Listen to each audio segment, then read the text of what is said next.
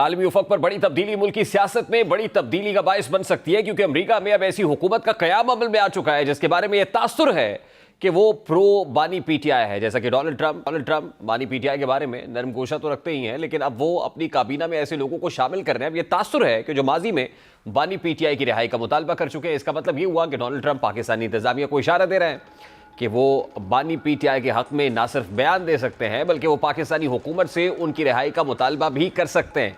अब जैसा कि रिचर्ड ग्रेनल को डोनाल्ड ट्रंप का खुसूसी एलची बराए खुसूसी मिशन मुकर्रर किया गया। रिचर्ड ग्रेनल को बानी पीटीआई के हामियों में से एक समझा जाता है और वो खुद बानी पीटीआई को अडियाला जेल में रखा बार बार समाजी राब्ते की साइट एक्स पर आवाज़ उठा चुके हैं।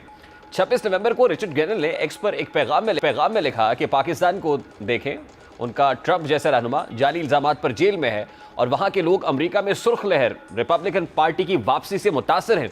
उनका कहना था कि दुनिया भर में सियासी बुनियादों पर कार्रवाइयाँ बंद होनी चाहिए।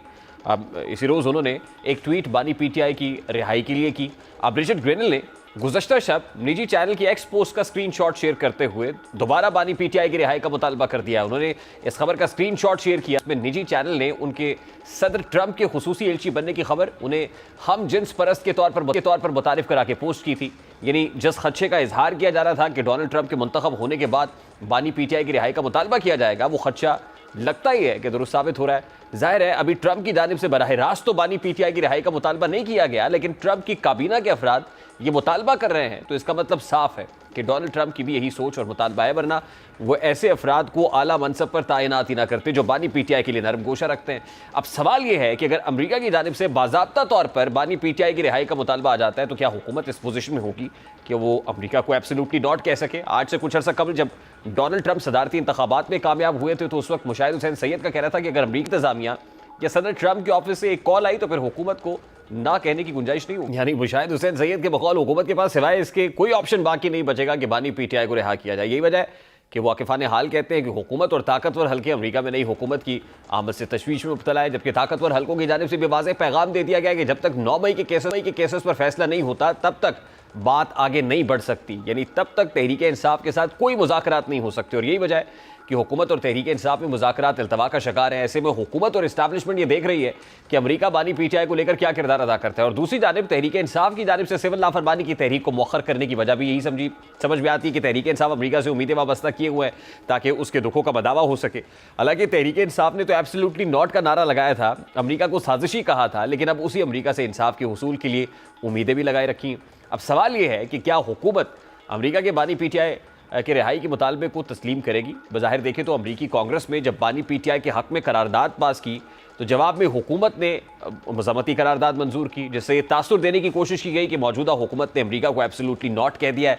और गुज़श्ता रोज़ सेनेटर इरफान सिद्दीकी का इस हवाले से गुफ्तगू में कहना है अमरीका के ऊपर बार बार मुतालबे पर शकील आफरीदी को अमरीका के हवाले नहीं किया तो हम बानी पीटीआई को भी अमरीका के हवाले नहीं करेंगे। अंदर ही अंदर हुकूमत को यह खौफ जरूर है कि कहीं बैन अल-अक़वामी सतह पर दबाव की सूरत में उसको बानी पीटीआई को रिहा न करना पड़े। यही वजह है कि आज मौलाना फजल रहमान ने कौमी असम्बली में हुकूमत के जख्मों पर नमक छिड़कते हुए अपने खिताब में कहा कि क्या मुदाखलत का ताल्लुक सिर्फ तहरीक इंसाफ और बानी पीटीआई के साथ है, हमारे आइन और पार्लियामेंट के साथ नहीं है। में या वहाँ की किसी ऐवान में एक मेंबर करारदाद पेश करता है और वो करारदाद या इमरान खान की रिहाई के लिए है या पीटीआई के हक में जाता है, तो आप यहाँ करारदाद पास करते हैं कि अमेरिका को पाकिस्तान के दाखिली मामलात में दखल देने का हक हासिल नहीं है। ये पाकिस्तान के मामलात में दखल देना, इसका ताल्लुक सिर्फ इमरान खान और पीटीआई के साथ है, हमारे इस आइन और पार्लियामेंट के साथ नहीं है। इस बारे में बात करेंगे। इस वक्त तर्जुमान पंजाब हुकूमत लीगी रहनुमा सैयद कौसर काज़वी साहब ने भी ज्वाइन किया है। अस्सलाम वालेकुम कौसर काज़वी साहब, बहुत बहुत शुक्रिया आपके वक्त के लिए। मौलाना फजल रहमान का खिताब जो पार्लियामान में हुआ आज आपने सुना, लेकिन सादा सा सवाल तो यही है कि क्या बानी पीटीआई की रिहाई का मुतालबा बाज़ाब्ता तौर पर तो अभी नहीं है, मगर जो फ़ज़ा दिखाई दे रही है, क्या पाकिस्तान इस पोजीशन में होगा कि अमेरिका को उस मुतालबे पर एब्सोल्युटली नॉट कह सके? बिस्मिल्लाहिर्रहमानिर्रहीम, रब्बि सल्लि अला मुहम्मद व आले मुहम्मद। देखिए, बाज़ाब्ता तौर पर मुतालबा हो ना हो, लेकिन इस वक्त जो फ़ज़ा जिसकी आप बात कर रहे हैं वो तो तहरीक इंतशार जो है उसकी सोशल मीडिया के ऊपर बहुत ज्यादा एक हवा बना के पेश किया जा रहा है। बल्कि मैं एक जगह सुन रहा था कि तहरीक इंसाफ के एक शख्स फरमाते हुए, जो मैंने उनको सुना, वो ये कह रहे थे जी कि ओवरसीज जो पाकिस्तानी अमेरिका में आबाद हैं, क्योंकि वो रिचर्ड ग्रेनल के हल्का इंतखाब से हैं, तो इसलिए उन पे थोड़ा सा प्रेशर है उनका तो अगर अपने वो वोटर सपोर्टर्स के लिए और उनकी खुशनुदी के लिए किसी और रियासत पर अपने अहकामात मुसल्लत नहीं कर सकते, अपनी ख्वाहिश को मुसल्लत नहीं कर सकते, तो हैरत होती है मुझे इमरान खान के कल्ट में मुब्तला जो एक तबका है, जो उनका पैरोकार बना हुआ है, कि आप ऐसी सूरत हाल के अंदर एक दफा उनसे ये पूछने की जसारत तो कर लें भाई, अगर आप अमेरिका पे इन्हिसार कर रहे हैं कि वो आपकी रिहाई के लिए किरदार अदा करेगी, तो माजी में जो एब्सोल्युटली नॉट था, जो हम कोई गुलाम है और आजाद निडर और बेबाक किस्म के जो लीडर उम्मत मुसलमा के इमरान खान साहब बने हुए थे, उस बयानिए का क्या होगा? यानी आप ये कह रहे हैं कि ये बात खारिज से इम्कान है कि अमेरिका इमरान खान की रिहाई के लिए कोई प्रेशर डालेगा?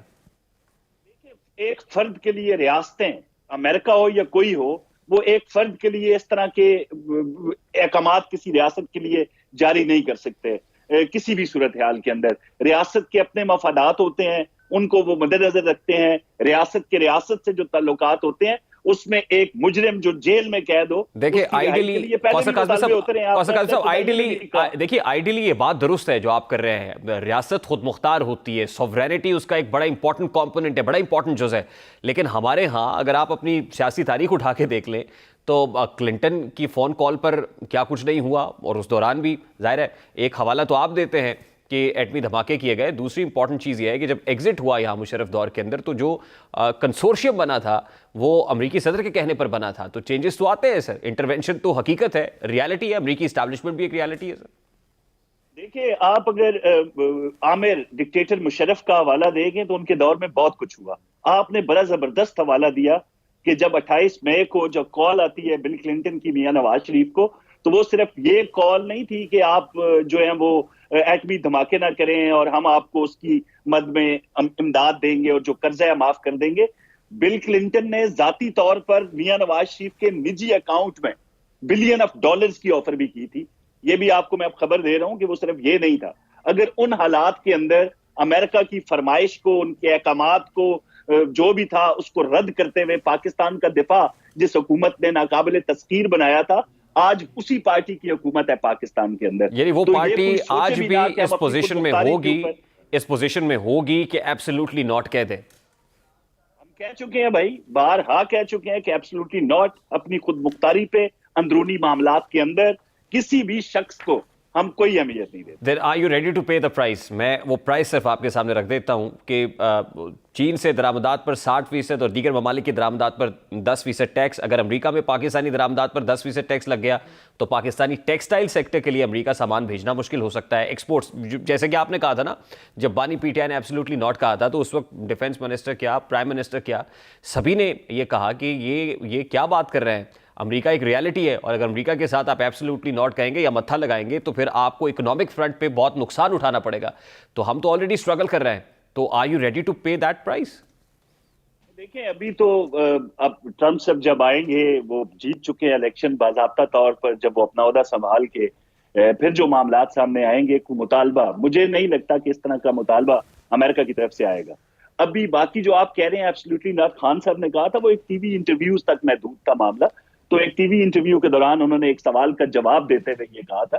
तो मुझे ये बिल्कुल नहीं लगता, बल्कि किसी भी साहिब अकल आदमी से आप पूछें तो वो बिल्कुल आपको बता सकता है कि रियासत इस तरह के मुतालबात हरगिज नहीं कर सकती किसी एक शख्स के लिए, किसी ऐसे शख्स के लिए जिसने माजी करीब में अमेरिका जैसी रियासत पर साइफर और साजिश के इल्जामात लगाए। ठीक है ना जी, मैं ख्वाजा आसिफ साहब, हुकूमत का इल्जाम ख्वाजा आसिफ साहब पर लगाया और शहबाज शरीफ साहब ने एब्सोल्युटली नॉट को जो रिस्पॉन्ड किया था, ख्वाजा काज़ी साहब सुना आपने, हम तो किसी सूरत मुतामिल नहीं हो सकते कि अमेरिका के साथ मत्था लगाए। देखिए, मत्था लगाना और इमरान खान साहब को छोड़ना दो बहुत मुतजाद चीजें हैं। ठीक है ना जी, ये नहीं हो सकता कि अमेरिका, शकील अफरीदी के हवाले से हम इनकार कर चुके हैं ना, तो उसका क्या खमियाजा भुगता हमने, क्या नुकसान हुआ पाकिस्तान को। अमेरिका भी समझता है कि किसी रियासत के साथ किस किस्म का मुतालबा किया जा सकता है। जिस पैराए में आपने भी ये शॉट चलाए ख्वाजा आसिफ साहब के और वज़ीर आज़म शहबाज शरीफ साहब के, इसको अगर आप मद्देनजर रखें तो ये एक टोटली एक ऑपोजिट डायरेक्शन में चला जाता है मामला।